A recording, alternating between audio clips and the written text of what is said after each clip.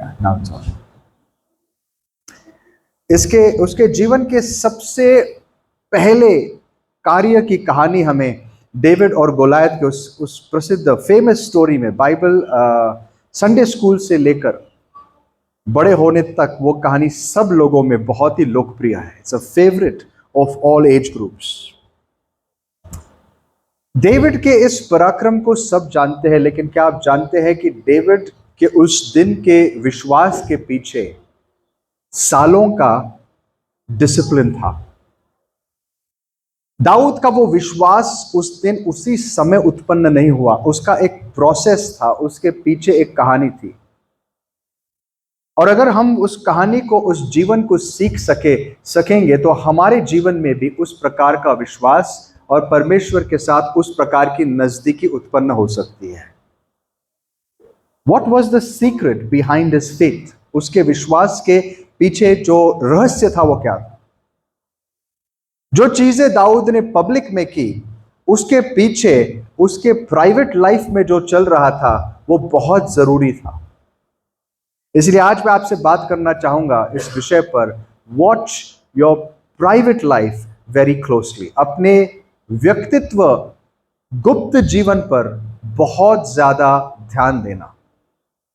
हम अक्सर बात करते हैं और इन हफ्तों में भी हम बात कर रहे थे कि एक विश्वासी के जीवन में कम्युनिटी या फेलोशिप, संगति कितनी जरूरी है।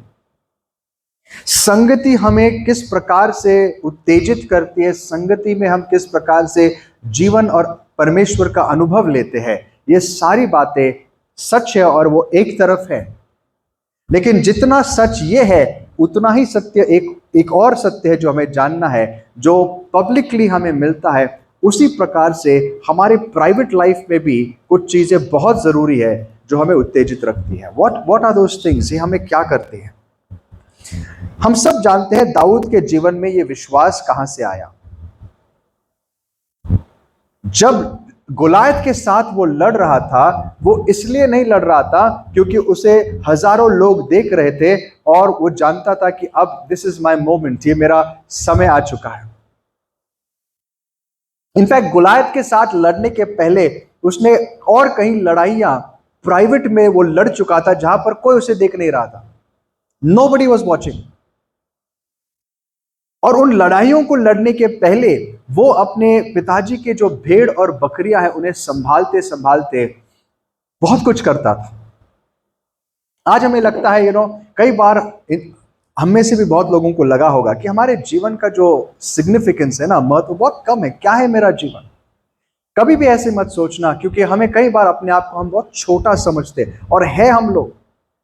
लेकिन परमेश्वर छोटी चीजों को ही इस्तेमाल करता है, वो बड़ी चीजों को नहीं इस्तेमाल करता, वो बड़े लोगों को इस्तेमाल नहीं करता, वो हमेशा छोटे टूटे हुए लोगों को इस्तेमाल करता है।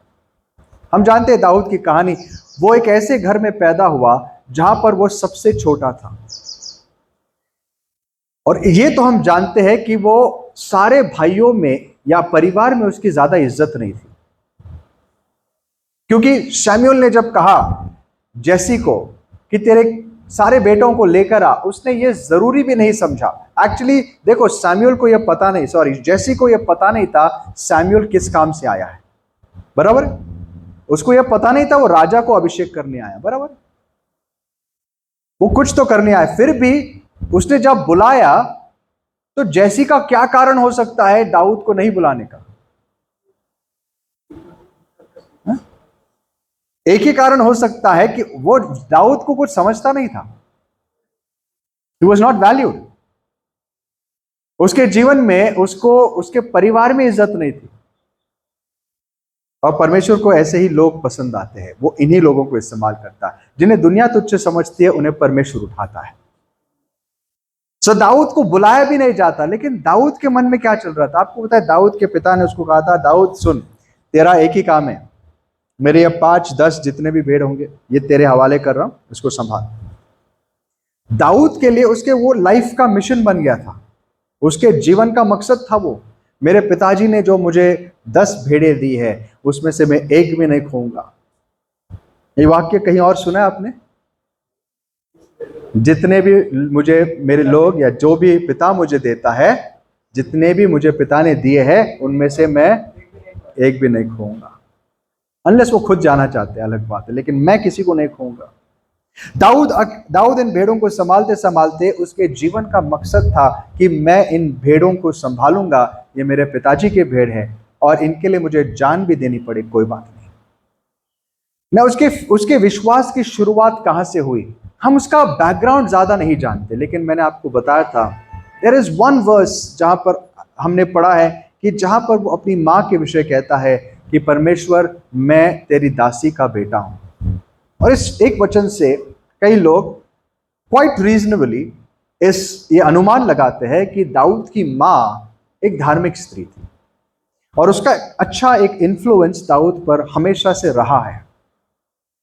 और उस इन्फ्लुएंस के चलते दाऊद ने परमेश्वर के बारे में सोचना बहुत कम उम्र में से शुरू किया होगा।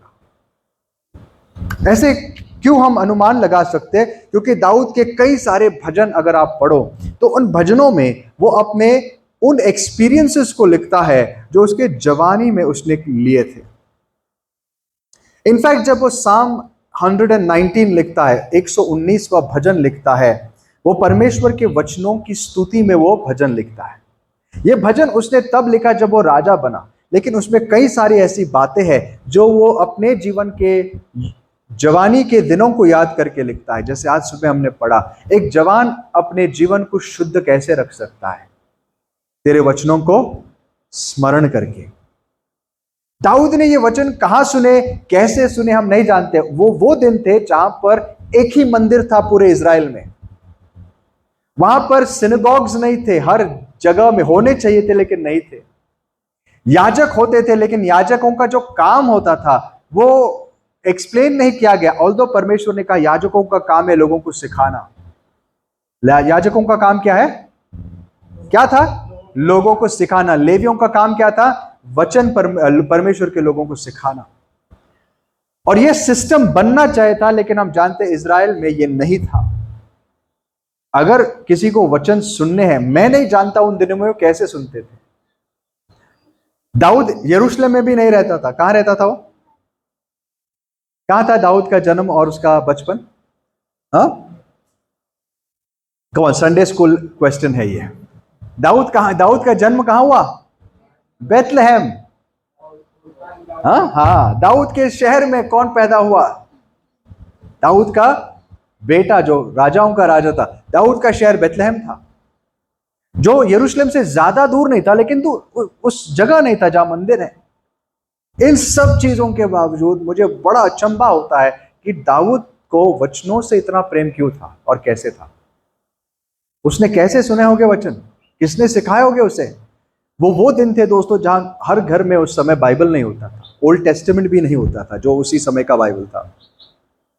मूसा की पहली 5 पुस्तकें जानी मानी यही वचन था सबके लिए, वो सबके पास नहीं होती थी। लेकिन इसके बावजूद दाऊद ये वचन जानता था। अब हम सिर्फ अनुमान लगा सकते, लेकिन अनुमान यह है कि शायद जब दाऊद साल में एक बार मंदिर जाता था, वहां वो किसी को वचन पढ़ते हुए सुनता था। या हो सकता है उसके शहर में कुछ याजक थे जो सिखाते थे, possible. But whatever is the case, Dawood उन वचनों को ऐसे सुनता था कि उसने ये सारे वचन मेमोराइज किए हुए थे, सारे वचन याद किए हुए थे।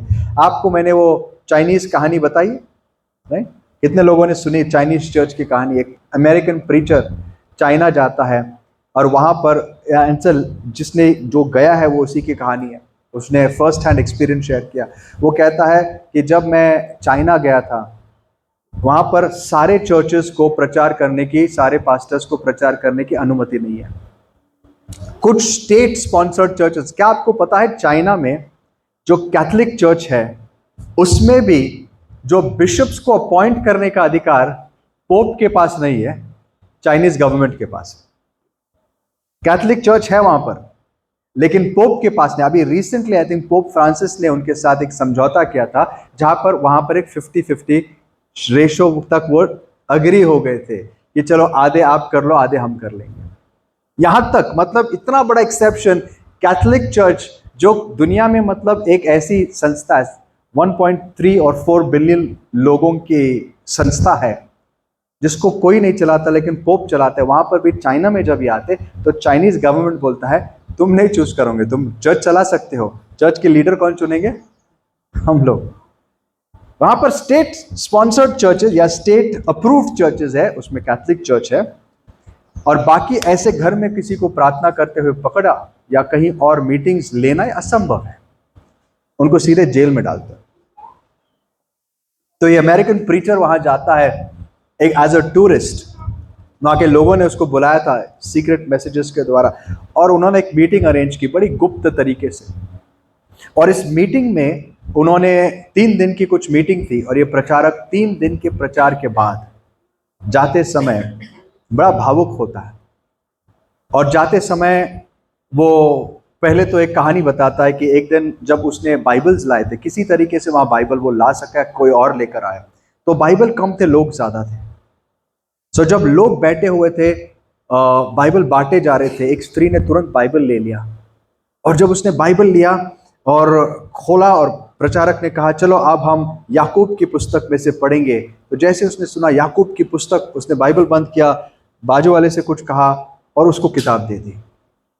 अब प्रचारक संदेश के बीच में रुककर कुछ नहीं कहा उसने, लेकिन संदेश के बाद उसने उस स्त्री को पूछा, बहन आपने बाइबल तो पहले बड़े उत्साह से लिया, लेकिन बाद में जब मैं प्रचार करने लगा आपने बाइबल किसी और को क्यों दिया? उसका जवाब क्या था पता है? उसने कहा पास्टर साहब, भाई आपने याकूब की पुस्तक से प्रचार किया ना, याकूब की पूरी पुस्तक मुझे याद है, याकूब की पूरी पुस्तक मुझे याद है, मेमोराइज किया मैंने। इसके लिए जब आप प्रचार कर रहे थे तो मैंने कहा मेरे पास बाइबल हो के क्या फायदा, इसको बेनिफिट होगा, तो उसको दे दिया मैंने। तो बड़ा शौक होता है, याकूब की पुस्तक पूरी याद है? तो आउट ऑफ क्यूरियोसिटी उसने पूछा आपको और कितनी पुस्तकें याद है? यही कुछ 7-8 पुस्तकें पूरी याद है मुझे। और फिर उसने पूछा और कितने लोगों को ऐसे याद है? कई सारे लोगों को याद है। बड़ा अचंभित हुआ वो। उसके बाद उस आखिरी दिन पर जब वो मीटिंग खत्म करके लोगों को कहता है कि आपके लिए मैं क्या कर सकता हूं, एज एन अमेरिकन मैं यहां आया हूं, आपसे बात किया, बड़ा आनंद हुआ, आप लोगों के लिए क्या कर सकता हूं? तो उन सब की एक रिक्वेस्ट थी, आप प्रेयर करना पास्टर हमारे लिए कि हम भी एक दिन हमारा देश आपके जैसा बन जाए, स्वतंत्र बन जाए, जहां पर हमारे ऊपर प्रार्थना की, संगति की कोई पाबंदी ना हो, और वहां पर हम भी आपके जैसे फ्रीली मिल सकते हैं और यहाँ पर प्रेयर कर सकते हैं। तो पास्टर थोड़ा देर रुकता है, बहुत गहराई से सोचता है, और फिर अपने भाइयों से कहता है, बहनों से कहता है, देखो आपने जो मांगा है बड़ी अच्छी चीज़ है, लेकिन मैं आपके लिए ऐसी प्रार्थना नहीं कर सकता। तो वो लोग बड़े निराश भी होते हैं और बड़े अचंभित भी होते हैं, ये ऐसे कैसा, ये क्यों कहा आपने? तो वहां पर वो समझाता है, वो कहता है वो इसलिए क्योंकि आप चाहते हो कि आप हमारे जैसे बनो, हमारे देश में। आपको पता है हमारे देश में नामधारी, नाम से, by name millions of Christians हैं। हमारे देश के 60% से अधिक लोग अपने आप को क्रिश्चियन कहते हैं, हर संडे चर्च भी जाते हैं। लेकिन एक बात आपको कहूं, मैं जब यहां आया, आप इस मीटिंग को अटेंड करने के लिए आप में से कई लोग 2 या 3 दिन की यात्रा करके आए हो, 8 से 10 घंटे ट्रेन में बैठकर, और यहां आने के बाद आप मेरे संदेश को सुनने के लिए जमीन पर, सख्त जमीन थी, कुछ नहीं था, लकड़ी की जमीन थी, उस पर बैठकर कई बार हमारे जो मीटिंग थी वो 8 से 12 घंटे सुबह से लेकर शाम चलती है, और आप सिर्फ जो ब्रेक से उसको छोड़ के आप में से एक इंसान यहां से नहीं हिला। तुम्हें पता है हमारे देश में क्या होता है? हमारे देश में अगर चर्च आधे या 1 घंटे से ज्यादा दूरी पर है तो लोग नहीं आते, लोग दूसरा चर्च ढूंढ लेंगे जो नजदीक है। आपको पता है हमारे देश में क्या होता है? हमारे देश में अगर एयर कंडीशनिंग ठीक नहीं चल रहा है, अगर कुर्सियों में कुशन अच्छा कंफर्टेबल नहीं है, तो लोग चर्च नहीं आएंगे अगले हफ्ते। 1 घंटे से ज्यादा संदेश चला तो लोग कई बार बीच में से उठ के चले जाएंगे। और आप मुझसे कहते हो कि प्रार्थना करो कि आप मेरे जैसे हो जाए, हमारे जैसे हो जाए। मैं ये प्रार्थना करूंगा कि हम आपके जैसे हो। तो उसने आउट ऑफ क्यूरियोसिटी एक और क्वेश्चन पूछा, कहा कि आप लोग इतनी रिस्क उठाकर यहां पर आए हो प्रार्थना के लिए, मुझे बताना, अगर यहाँ पर पुलिस की रेड पड़ती है और हमें पकड़ा जाता है तो मेरा क्या होगा? तो बोलते आपको सीधा फिर से डिपोर्ट कर देंगे, आपको यूएस भेज देंगे। तो आपका क्या होगा? बोलते हमारा, हमें एटलीस्ट कई बार 3 से 4 साल की सजा हो सकती है, डिपेंडिंग वो क्या इल्जाम लगाते हैं, उससे अधिक हो सकती है। 3 साल की सजा, और आप में से कोई भी इस बात से नहीं डरता। तो पूछता, आप में से कितने लोग ऑलरेडी जेल जा चुके हैं? आधे से ज्यादा लोग हाथ उठाते हैं, आधे से ज्यादा, मे बी वो कहता अराउंड 70% हाथ उठाते हैं कि हम ऑलरेडी जेल जा चुके हैं इसके लिए। और फिर वो कहते हैं जेल जाके फिर वहां पे आप क्या करते हो? कहते हैं हम एक अलग से कमरे में रखते हैं और वहां पर हमें बड़ी सख्ती से हमारे ट्रीट किया जाता है, और वहां पर हमारे पास प्रचार का, वचन सुनने का कोई ऑप्शन नहीं होता। तो हमारे भाई क्या करते पता है दोस्त, वो बाइबल के वचन पेजेस पर लिख कर लाते हैं जब वो हमें मिलने आते हैं, खाने के डब्बे में इसमें डाल के लाते हैं। हम बड़े गुप्त तरीके से उन्हें लेते हैं। रात के समय जब गार्ड्स सो रहे होते हैं उस समय हम उठते हैं, 3-4 लोग जो वहां पर बैठ के एक साथ धीरे से दुआ करते हैं और जो वचन हमारे सामने है ना उसे याद करने लगते हैं। ये जो वचन हमें याद है ना, याकूब के, इसके हमने जेल में ही याद किए थे। वो इंसान इतना टूट जाता है उस समय, प्रचारक बोलता है कि ऐसा लगता है कि वहां पर मैं उनको कुछ सिखाने नहीं गया था, मैं खुद टूट के और बहुत कुछ सीख के वापस आया हूं। तो मैं कहानी क्यों बता रहा हूं? क्योंकि आपको पता है जो रिवाइवल्स होते हैं ना, वो वहां नहीं होते जहां पे बहुत सारा कंफर्ट होता है, सब कुछ हमें दुनिया में सुख विलास मिलेगा। वहां पर परमेश्वर का कार्य कभी दिखाई नहीं देता। परमेश्वर का कार्य ऐसे टूटे हुए और ऐसे जगहों में मिलता है जहां पर इंसान जो तुच्छ होते, टूटे हुए इंसान होते हैं, वहां पर प्रकट होता है, जहां पर परमेश्वर के लिए भूख होती है। आपको पता है जिसको भूख होगी ना, वहां परमेश्वर उसको मिलने कहीं पर भी आएगा। जिसके अंदर भूख नहीं होती ना, उसके पास अगर पौलुस, मैं आपको बोलूं, ऐसा एक मीटिंग रखो जहां पहले दिन पौलुस ने प्रचार किया, दूसरे दिन पतरस ने किया, तीसरा दिन याकूब आया, 12 दिन 12 शिष्यों ने किया, और आखिरी रिवाइवल के आखिरी दिन यीशु ने प्रचार किया, उसके बाद भी उसके जीवन में कोई फर्क नहीं पड़ेगा। स्वर्ग की सेनाएं आके खड़ी होगी, कोई फर्क नहीं, अगर इंसान में वो इंटरेस्ट और परमेश्वर के प्रति उत्साह नहीं होगा। अगर इंटरेस्ट होगा, आपको पता है परमेश्वर आपको कहां मिलेगा?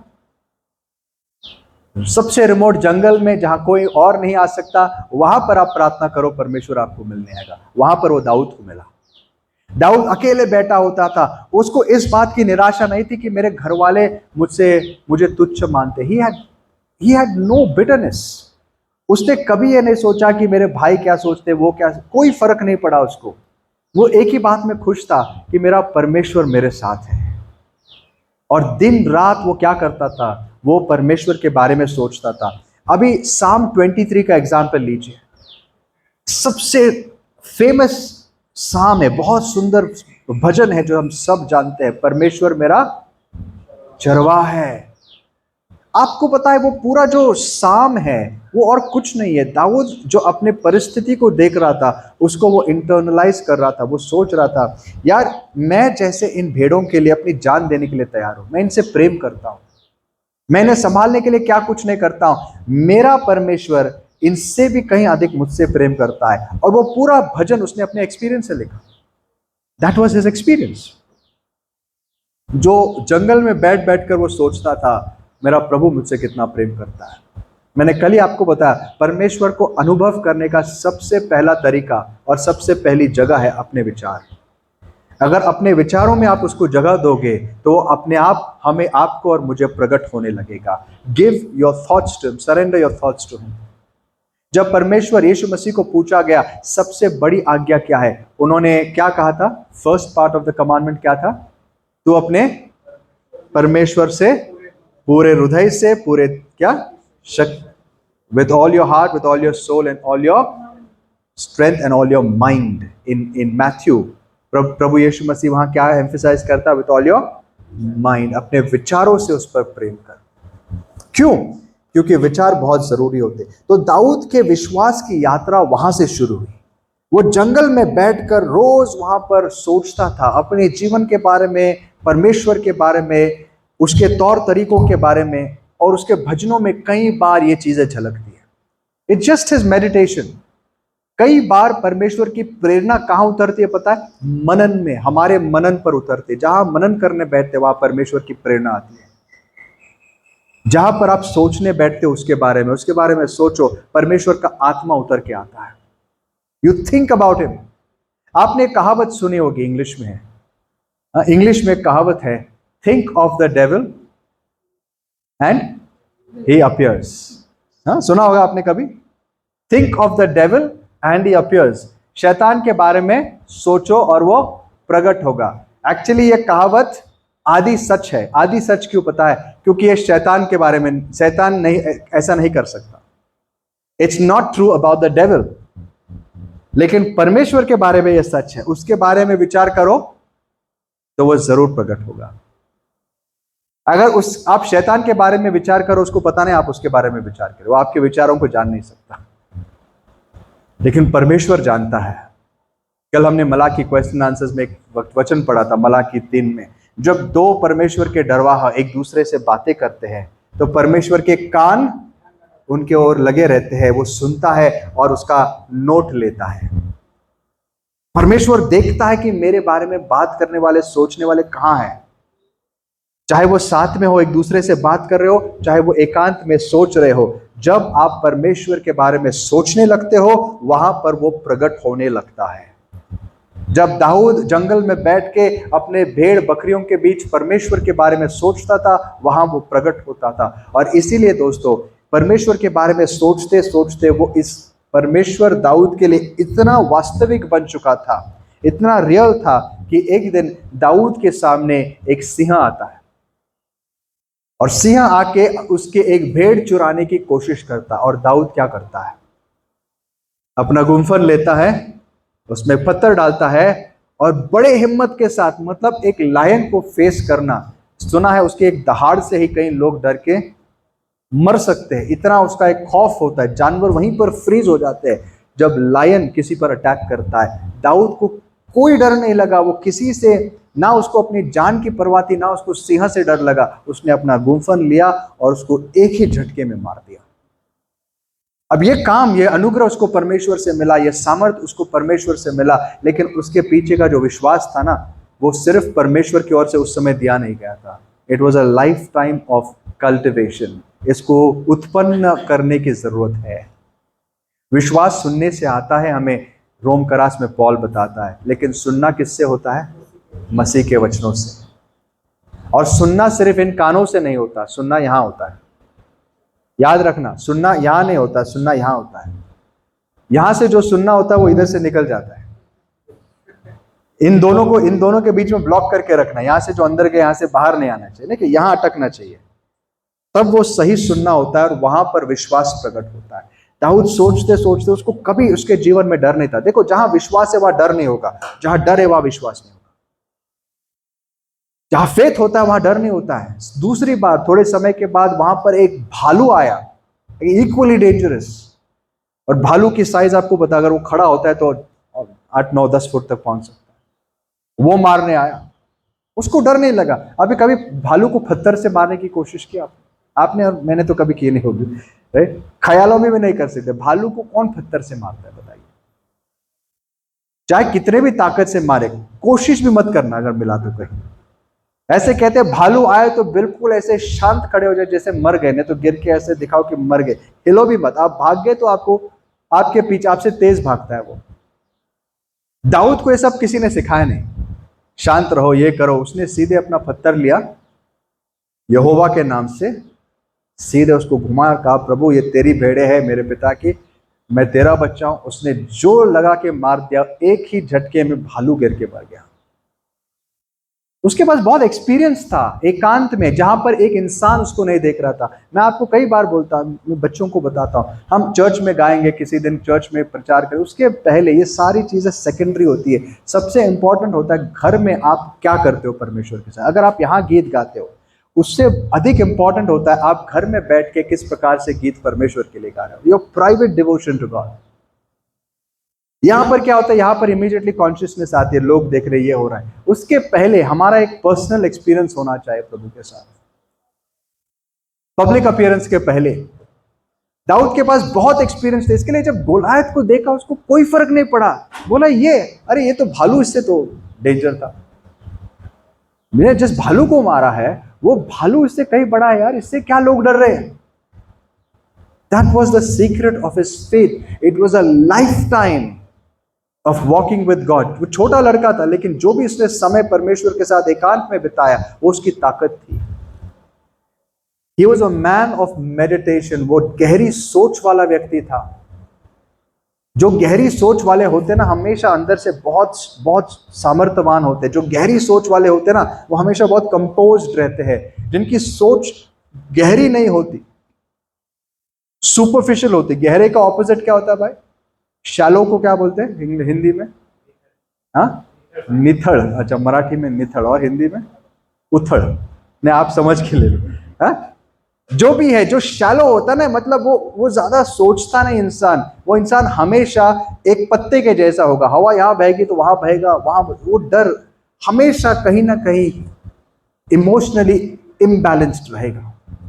लेकिन जो गहरी सोच वाले लोग रहते हैं ना, खास करके आत्मिक सोच वाले लोग, वो हमेशा बहुत स्ट्रांग रहते हैं, उनका एंकर बहुत डीप जाता है। सोचने वाले बनो। आपको पता अब्राहम के विश्वास की ताकत क्या थी? वो भी बाइबल हमें बताती है, उसकी सोच। हिब्रू करास 11 में हमें बताया, जब अब्राहम अपने बेटे को बलिदान करने जा रहा था, राइट, उसके विश्वास की सबसे बड़ी परख थी वो, सबसे बड़ी परख। परमेश्वर ने क्या कहा? तेरे इकलौते पुत्र को ला और मेरे लिए बलिदान कर। अब्राहम ने एक बार भी नहीं सोचा। ठीक है, अगले सुबह जल्दी उठता है, लकड़ियां तैयार करता है, और बड़ी बड़ी लकड़ियां है। इसहाक बड़ा लड़का था तब तक, he was in his 20s most likely, 20 के ऊपर था वो, कोई कहते 30 तक था, डिपेंडिंग ऑन, बट वो ही वॉज एन अडल्ट, वो बड़ा व्यक्ति लड़का था। ये सारी लकड़ियां पहले तो गधे पर रखते हैं लोग, और कितने दिन की यात्रा करते हैं? 3 दिन की। जरा सोचिए, एक पिता, अपने बूढ़ा पिता अपने इकलौते पुत्र जिसको उसने 100 साल की उम्र में पाया, उसको बलिदान करने जा रहा है किसी को बोले बिना, क्योंकि उसके परमेश्वर ने उसे कहा है। 3 दिन की यात्रा, मतलब इट्स सो लेबोरियस। उसको सोचिए परमेश्वर ने क्या एक टेस्ट किया। अगर आपको कोई मुश्किल काम करना है और ऑप्शन नहीं है तो आप क्या सोचते हो? जल्दी से जल्दी खत्म हो जाए। जैसे किसी को अगर इंजेक्शन से डर लगता है बरा, तो क्या बोलते हैं? जल्दी दे दो, खत्म करो, है कि नहीं? अगर हिम्मत जुटा ली, लेकिन अगर डॉक्टर बोले रुक जा अभी थोड़ा सा, मैं तेरे को टोचूंगा, जरा देख ले, आधे घंटे का प्रोसेस होगा, उसको थोड़ा सा ये करेगा, डिले कर करके जितना ज्यादा टाइम जाता है उतना क्या होगा? उतना डर लगता है कि नहीं? और किसी की सर्जरी है या कुछ ऐसा है, जितना ज्यादा टाइम लेगे उतना इंसान कॉन्शियस होता है। 3 दिन की यात्रा है, 3 दिन सोचो उसके मन में कितने भूकंप आ सकते थे, वो क्या कुछ सोच सकता था। लेकिन उसका विश्वास टस से मस नहीं हुआ, बिल्कुल हिला नहीं। उसका सीक्रेट क्या था? बाइबल बोलता है उसकी सोच। आप हिब्रू करास 11 में वो वचन पढ़िए जहां पर ये लिखा है। वो कहता है कि जब अब्राहम जा रहा था उस रास्ते पर, वो क्या सोच रहा था पता है? वो ये सोच रहा था, परमेश्वर ने मुझे कहा है कि इसहाक में तेरे वंश को मैं बढ़ाऊंगा। किसमें? इसहाक में, इसहाक के द्वारा तेरे वंश को बढ़ाऊंगा, इसहाक के द्वारा तुझे आशीष दूंगा। तो उसने सोचा, परमेश्वर ने प्रॉमिस किया, मैंने तो पहले ही मांगा था प्रभु तू इश्माइल को आशीष दे, लेकिन प्रभु ने क्या कहा था? बिल्कुल नहीं, सैरा के द्वारा तुझे लड़का होगा और उसके द्वारा मैं मेरे वायदे को पूरा करूंगा। Number 1।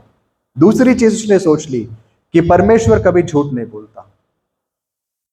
So is putting 2 and 2 together, 2 चीजें जोड़ रहा है। परमेश्वर ने कहा इसहाक के द्वारा मैं आशीष दूंगा, दूसरा परमेश्वर झूठ नहीं बोल सकता। तीसरा, इसका मतलब है अगर मैं इसहाक को मार भी दूं तो परमेश्वर कभी झूठा नहीं ठहराया जा सकता। सो ऑप्शंस क्या है? ऑप्शन एक ही है, अगर मैं इसको मार भी दूं तो मेरा परमेश्वर उसे जिंदा करेगा, मेरा परमेश्वर उसे जिंदा करेगा। आई नो मेरा परमेश्वर कभी झूठ नहीं बोलता। ये उसके विश्वास का रूट था। वो अपने परमेश्वर को बहुत अच्छी तरीके से जानता था, इसके लिए उसको कोई डर नहीं था। उस दिन जब उसने तलवार उठाई मारने के लिए और परमेश्वर ने उसको रोका, वो सरप्राइज नहीं था, अरे प्रभु thank you. He knew it. Hebrew खरास कहता है वो जानता था कि उसको अपना पुत्र मुर्दों में से वापस मिलेगा, और एक प्रकार से मिला भी। एक प्रकार से in one way he got him back from the dead, क्योंकि वो जानता था वायदा परमेश्वर ने किया है। Right? You need to know how to think. आपको सोचना और मुझे सोचना आना चाहिए, हम कैसे सोचे। सेम चीज पॉल के बारे में देखते हैं। एक दिन पॉल को सांप काटता, आपको याद है? पॉल को सांप काटता है, उसके पहले क्या होता है? हाँ, उसको जहाज उसका टूटता है। जहाज टूटने के बाद वो सारे डूबते डूबते बचते, एक एंजल आके खड़ा होता है पॉल के सामने और कहता है पॉल डर मत, तुझे कैसर के सामने खड़ा होना जरूरी है। तो पॉल वहां से गिरता है, मतलब पानी में डूबते डूबते वो तैरते वक्त एक टापू पर आते हैं। टापू पर आने के बाद बारिश हो रही है। बारिश में अब थोड़ी सी आग लगानी जरूरी है वहां पर। तो आग लगाते समय वो लकड़ियां इकट्ठा करने गया, और उसमें से क्या निकलता है? खतरनाक सांप निकलता है, उसको काट लेता है। और उस सांप ने जब काटा, वो बड़े उसको बस आराम से उठाया, झटकाया, आग में डाल दिया, एंड ऐसे back to normal, back to business, जैसे कि कुछ हुआ ही नहीं। और वहां पे लोग दंग है। लोग क्या सोच रहे पता है? कितना बड़ा पापी है ये। हाँ, आसमान से गिरा, खजूर में अटका। आसमान इतना बड़ा, अभी जजमेंट जस्ट बचा के आया, अब सांप ने काटा, मतलब ये बहुत बड़ा पापी होगा। और पॉल को कोई चिंता नहीं, पॉल बैठा है आराम से, आग लगा रहा है, अपने आप को गर्म कर रहा है। और कुछ देर बाद जब लोगों ने देखा, इतने टाइम में तो मरना चाहिए था ये इस सांप के जाति को देखकर तो उन्होंने क्या बोला? यार ये कोई पापी नहीं, तो बहुत बड़ा देवता है हमारे बीच में, और उसकी उपासना करने पहुंचे। लेकिन सवाल यह है कि पॉल को क्यों फर्क नहीं पड़ा? हो सकता है उसने मार्क 16:16 पढ़ा होगा। वो सर्प उठाएंगे, तब तक मार्क लिखा नहीं गया था। तो उसने क्या किया? उसको क्यों था ये विश्वास? क्योंकि अभी परमेश्वर ने उसको कहा था पॉल डर मत, तुझे कैसर के सामने खड़ा रहना जरूरी है। अगर परमेश्वर ने कहा है मुझे कैसर के सामने खड़ा रहना है, तो कौन सी ताकत मुझे मार सकती है? कौन सा सांप, कौन से सांप के जहर में इतनी ताकत है कि वो मुझे मार देगी? परमेश्वर ने कहा है मुझे कैसर के सामने जाना है, कुछ नहीं होगा। That's the confidence. अभी ये सारी बातें कहां पर हमें सोचनी है? हमारे विचारों में हमें लानी है। You need to know how to think. इसके लिए घर पे बैठ के थोड़ा विचार करना सीखो। वचनों पे विश्वास कैसे उत्पन्न होता है देखो, सही तरीके से सोचना सीखो, और तब हमारे अंदर विश्वास उत्पन्न होगा। हमें डर नहीं लगेगा। अगर आप जानते हो कि आपके जीवन का मकसद क्या है, प्रभु ने आपको क्यों रखा है, आपको किस बात का डर नहीं होगा। अगर आप ये जानते हो कि आप परमेश्वर की सेवा कर रहे हो, जिस सेवा में उसने आपको बुलाया है, किसी चीज की आपको चिंता नहीं होगी। आपके फाइनेंसेस कैसे आएंगे, आपको किसी बात की चिंता नहीं होगी, क्योंकि आप जानते हैं जब परमेश्वर किसी को भेजता है वो उसको छोड़ता नहीं। जब परमेश्वर किसी को बुलाता है वो उसको त्यागता नहीं। उसके लिए जो चाहिए सब कुछ परमेश्वर की ओर से मिलता है। अगर परमेश्वर ने आपको बुलाया है, आपको एक काम ठहराया, उस समय के पहले आप दुनिया की कोई ताकत आपको मार नहीं सकते, आपका कुछ बिगाड़ नहीं सकते। जब समय आएगा, परमेश्वर ने अगर समय ठहराया है, उस समय हम आनंद से जाएंगे। इस प्रकार की सोच एक विश्वासी में उत्पन्न होनी बहुत जरूरी है। जितने भी विश्वास के योद्धा थे, ये सारे इस ऐसे ही सोचते थे। दाऊद का यही एक बहुत विशेष उसकी बात थी। लेकिन इसी सोच के साथ साथ एक और सोच जरूरी है। परमेश्वर के बारे में सोचो, सेकंड अपने बारे में सोचो। दाऊद का जो प्रेयर हमने शुरुआत में पढ़ा, क्या पढ़ा हमने? प्रभु ढूंढ के देख कि मेरे अंदर ऐसी कोई चीज तो नहीं है जो क्या करे तेरे खिलाफ हो। सर्च मी लॉर्ड, मुझे क्या कर? एग्जामिन मी, और देख। Psalm 139 फिर से एक बार पढ़िए भाई, 23।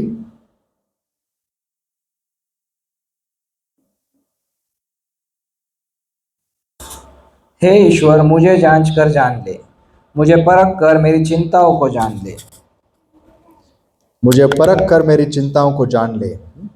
और एक और जगह वो ये भी कहता है, परमेश्वर मुझको ढूंढ के देख कि मेरे अंदर कोई ऐसी चाल तो नहीं जो क्या है तेरे विरुद्ध है। So he was a man of introspection. वो अपने आप को हमेशा जांचने वाला मनुष्य था। 2 कोरिंथियंस चैप्टर 13 वर्स 5 में पॉल हमें एक बहुत इंपॉर्टेंट एडवाइस देता है। 2 कोरिन्थियों का राज 13 अध्याय और 5 वचन पढ़िए। अपने आप को परखो कि विश्वास में हो कि नहीं। अपने आप को जांचो, क्या तुम अपने विषय में यह नहीं जानते, यीशु मसीह तुम में है नहीं। अपने आप को परखो और देखो तो विश्वास में हो या नहीं। जब एक इंसान सोचने लगता है, वो परमेश्वर के बारे में तो सोचने लगता है, बहुत जरूरी बात है, लेकिन साथ ही साथ अपने जीवन के भी बारे में सोचना जरूरी है। Confidence is very good. विश्वास, हिंदी में कॉन्फिडेंस को क्या कहेंगे? विश्वास ही कहेंगे, आत्मविश्वास। ओके, आत्मविश्वास अच्छी बात है, लेकिन ओवर कॉन्फिडेंस खतरनाक है। कॉन्फिडेंस बहुत अच्छी बात है, खास करके परमेश्वर पर कॉन्फिडेंस सबसे उत्तम है। अपने ऊपर कभी कॉन्फिडेंस मत रखना, मुझे अपने ऊपर इतना सा भी भरोसा नहीं है, बट परमेश्वर पर भरोसा है। लेकिन over confidence is a killer. आपको पता है टैक्स कलेक्टर जो प्रार्थना के लिए आया था, यीशु मसीह ने कहानी बताई थी, चुंगी लेने वाला और पीछे उसके साथ एक आगे फरूसी खड़ा था। फरूसी के अंदर क्या गजब कॉन्फिडेंस था, है कि नहीं? वो सामने जाता है, सीधे ऑल्टर के सामने ऐसे हाथ उठाकर आसमान की ओर देखता है। मतलब उस चाहिए उसके लिए बहुत बड़ा क्या कहे, बड़ा दिल चाहिए, कॉन्फिडेंस है। प्रभु मैं धन्यवाद देता हूं कि मैं कितना महान हूं।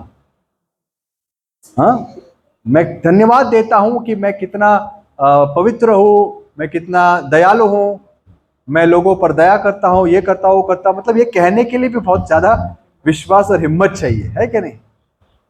इसको कहते हैं ओवर कॉन्फिडेंस। ये मूर्खता है। जब लोग ऐसे ओवर कॉन्फिडेंस दिखाते हैं ना, बहुत बहुत खतरनाक होता है। आज भी चर्च में बहुत सारे लोग होते हैं जो इतने कॉन्फिडेंट है कि मरेंगे तो मतलब सीधे फर्स्ट रो में ही उनका टिकट रिजर्व्ड है, चाहे कुछ भी हो जाए।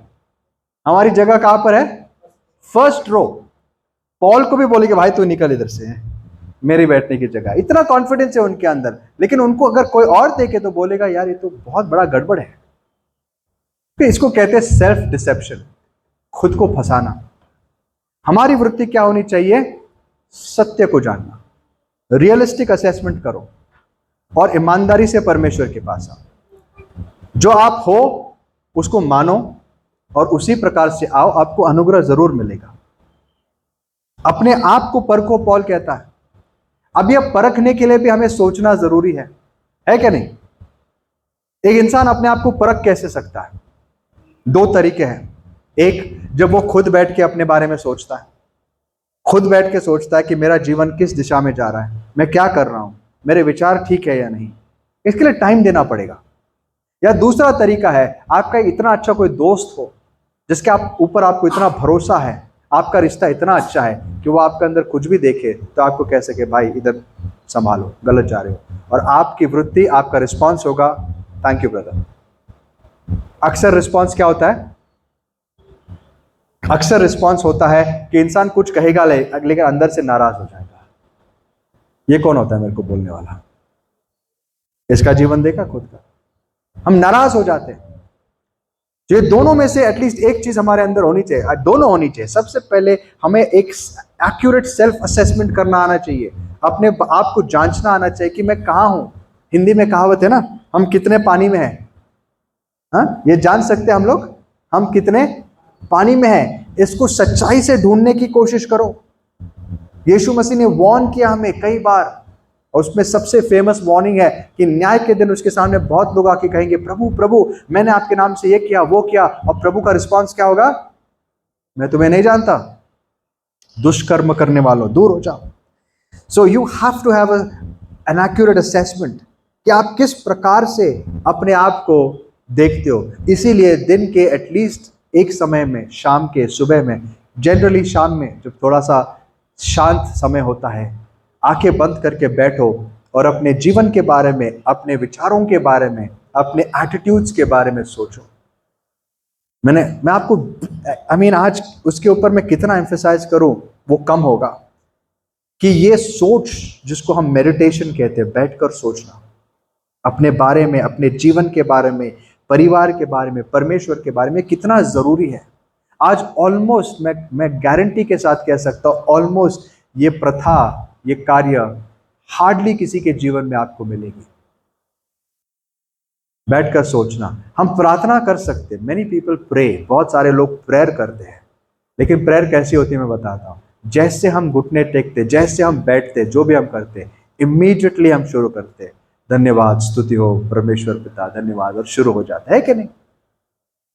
और कई बार उन शब्दों में कोई अर्थ नहीं होता, खाली शब्द होते हैं, क्योंकि हमें पता है मेरे पास आधा घंटा है, आधे घंटे में निपटना है, इतने लोगों के लिए प्रेयर करनी है अगर वो करते हैं तो, और आधे घंटे के बाद एक 10 मिनट का बाइबल रीडिंग करना है, उतने टाइम के बाद और कुछ नहीं। तो let's start of, let's finish this, let's get over it and move on. अब हम सच्चाई से सोचेंगे तो कई लोगों के जीवन में इसी प्रकार के प्रेयर लाइफ हमें दिखाई देगी, लेकिन इससे उभर कर हमें आना है, समय निकाल के अपने लिए देना होगा कि हम एकांत में बैठे और पहले सोचना सीखे, कि हम सोचे कि हमारे जीवन में आज किस प्रकार के जीवन को हम जी रहे हैं। I'll tell you, self examination पर बहुत कम लोग जोर देते हैं और बहुत कम लोग कोशिश करते हैं। आज लोगों की सबसे बड़ी चिंता है कि मेरी पब्लिक इमेज क्या है, मेरी पब्लिक इमेज क्या। अक्सर ये होता है कि घर की बातें बाहर नहीं जानी चाहिए, बाहर वालों को पता नहीं होना चाहिए, और सच बात है, बाहर वालों को पता नहीं होना चाहिए, सच बात है। लेकिन कलीसिया क्या घर वाली होनी चाहिए या बाहर वाली? कलीसिया के लोग क्या होते हैं? और मैं नहीं कहता कि ये रिश्ता होना चाहिए। कलीसिया में अगर देखो, मैं दूसरे की बात करूं तो सच बात है, घर की बातें दूसरों के सामने कहनी योग्य नहीं। लेकिन कलीसिया किसको कहते हैं दोस्तों? कलीसिया परमेश्वर का परिवार है क्या नहीं? है क्या नहीं? तो कलीसिया में एटलीस्ट कुछ लोग ऐसे होने चाहिए जिसके साथ आप सब कुछ शेयर कर सको। और ये आज के जीवन की बहुत बड़ी नीड है। आई मीन अक्रॉस क्रिश्चियनिटी आज किसी पर विश्वास करना बहुत बहुत मुश्किल है, बहुत मुश्किल है। लेकिन कलीसिया में होना नहीं चाहिए। गलती का रास उसका पहला अध्याय 10 वचन क्या कहता है पौलुस? देखिए, गलती का रास पहला अध्याय 10 वचन।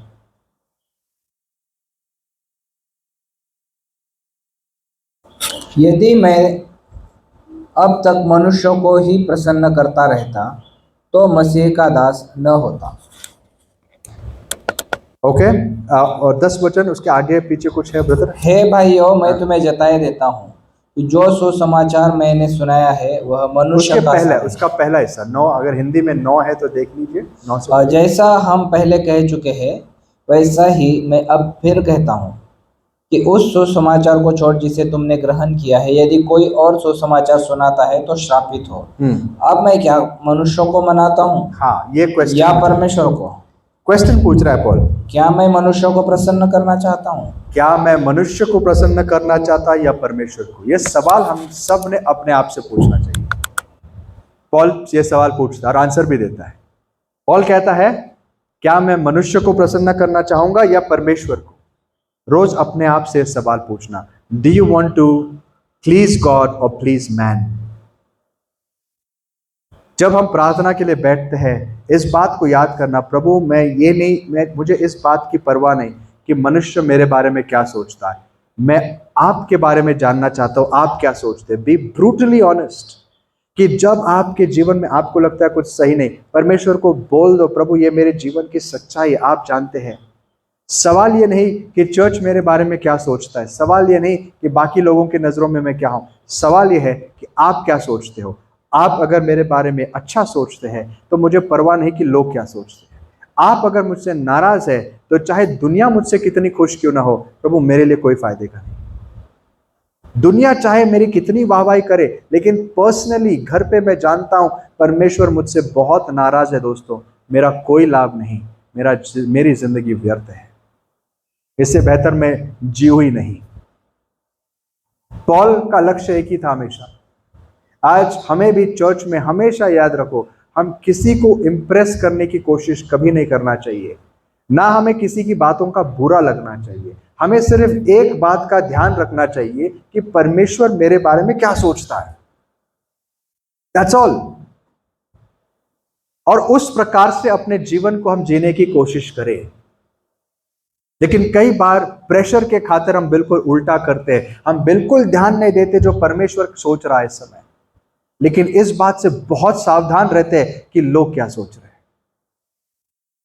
और इसीलिए कई बार हमें दो चेहरे भी पहनने पड़ते हैं। बाहर वालों को बहुत अच्छा चेहरा दिखाना पड़ता है, लेकिन ये दिखाकर हम किसके जीवन का नाश कर रहे हैं? खुद का ही कर रहे हैं।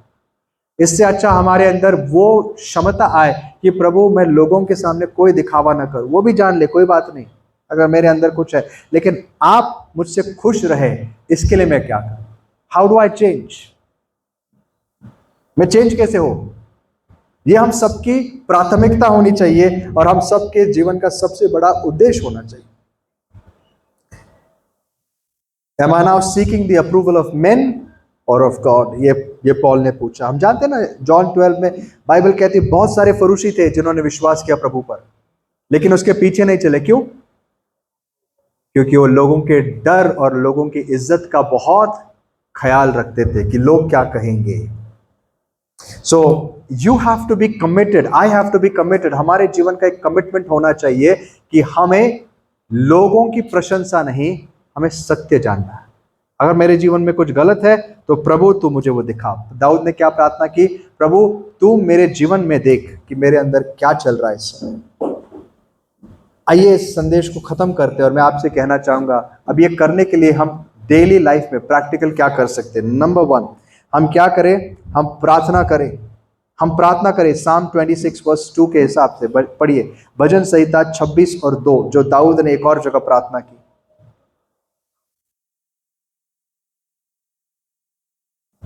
हे यहोवा, मुझे को जांच और परख, मेरे मन और हृदय को परख। और आगे, क्योंकि तेरी करुणा तो मेरी आंखों के सामने है और मैं तेरे सत्य मार्ग पर चलता रहा हूँ। हाँ, तो दाऊद कहता है देखो प्रभु मैं तेरे सत्य मार्ग पर चल रहा हूं, लेकिन तू क्या कर? मेरे हृदय को जांच और परख। कई बार हो सकता है कि ऐसी कुछ चीजें जो हमें खुद दिखाई नहीं देती, और प्रार्थना यह होनी चाहिए प्रभु तू मुझे दिखा कि मेरे ऐसे कोई मार्ग तो नहीं जो मैं अनजाने में गलत कर रहा हूं। दाऊद को इतनी चिंता थी उसके जीवन के बारे में, मुझे जानकर देख ले प्रभु। तो सबसे पहले मैं आपको एक सजेशन दूंगा जो मेरे लिए भी लागू होता है। जब हम प्रार्थना के लिए बैठते हैं, प्रार्थना का पहला हिस्सा बस हम आंखें बंद करके सोचे अपने जीवन के बारे में। आज का दिन कैसा था? आज मैंने क्या किया? मेरे विचार कैसे थे? या जनरली इन दिनों में मेरा जीवन कैसा है?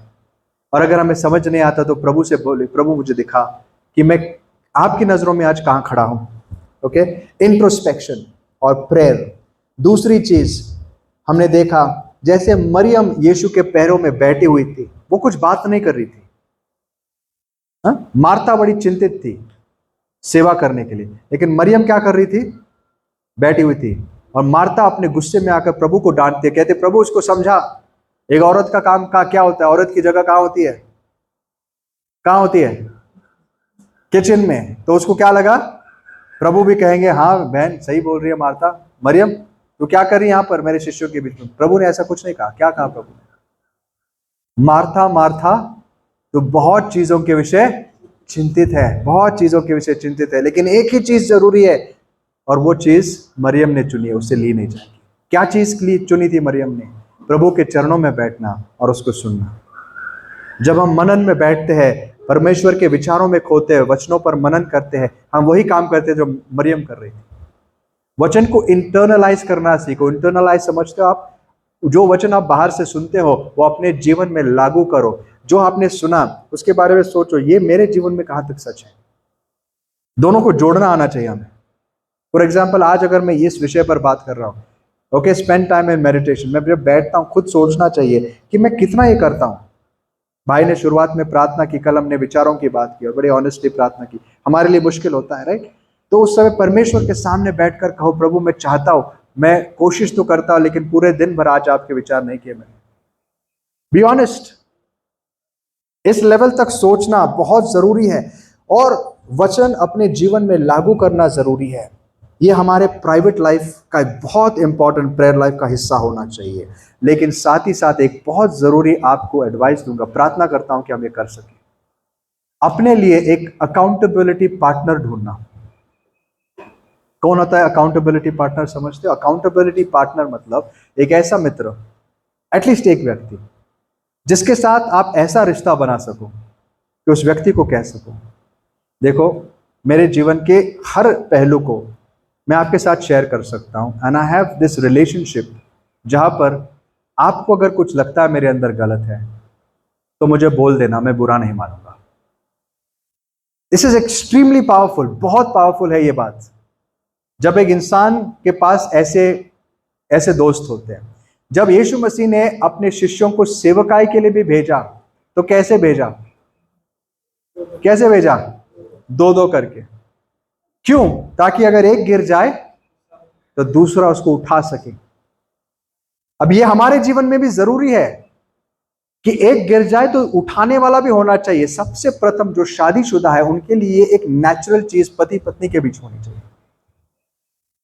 रिश्ता इतना ट्रांसपेरेंट, इतना अच्छा और स्पिरिचुअल होना चाहिए कि एक दूसरे को हम बिल्कुल ऑनेस्ट फीडबैक दे सके।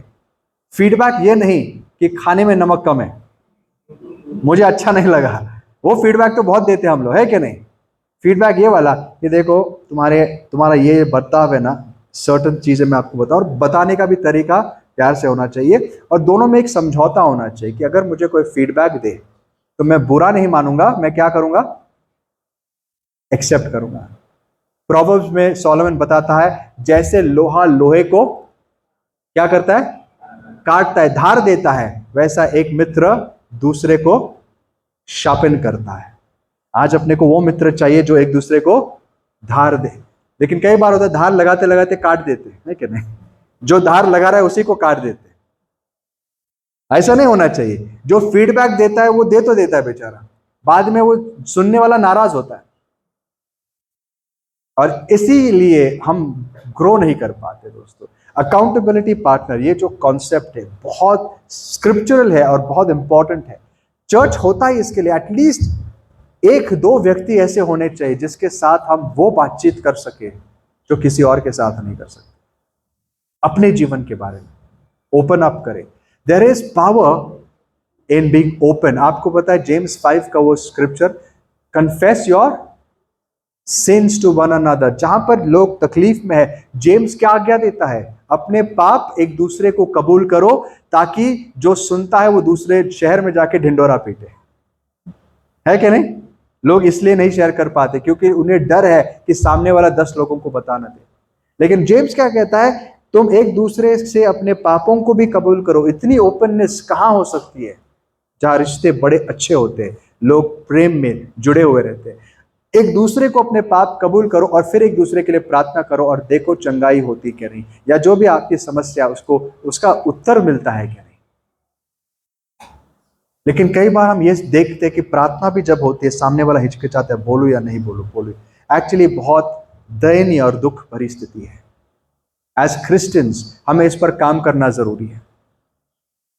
एक सुपरफिशियल ऊपर ऊपर का रिश्ता बना के फायदा नहीं, एटलीस्ट। और मैं नहीं कहता ये सबके साथ होगा, लेकिन एक या दो व्यक्ति तो ऐसे होने चाहिए जहां पर हम इस प्रकार से एक दूसरे के साथ खुले तरीके से बात कर सके और रिश्ता ऐसा हो कि आप जानते सामने वाला मेरी चिंता करता है।